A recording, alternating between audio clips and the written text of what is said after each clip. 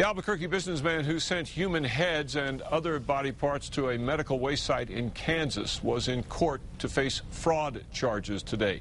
As he faced the judge, we learned whose bodies they were and how their families may have been duped by Paul Montano. Here's News 13's Michael Herzenberg.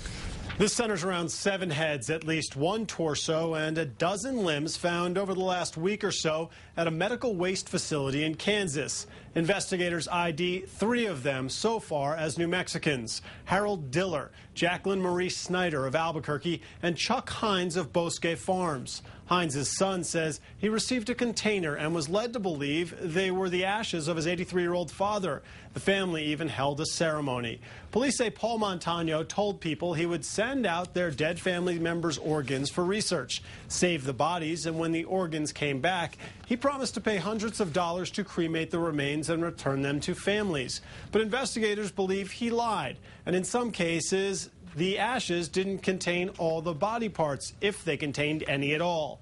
His lawyer says problems started in January when funeral homes stopped cremating bodies for him, but wouldn't say why.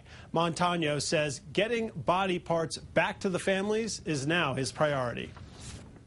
As soon as I can secure my client's release, we're going to sit down and we're going to do whatever we can. This is a gentleman that cares very much about this situation and these people. The medical waste facility in Kansas contracts with Montano. Investigators linked all the body parts to his companies, BioCare and the Learning Center, through the labels on the containers.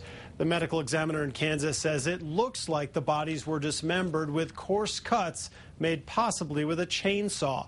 Montano denies he dismembered the bodies. Back to you. All right, Michael. Montano faces 3 counts of fraud. He is still locked up tonight.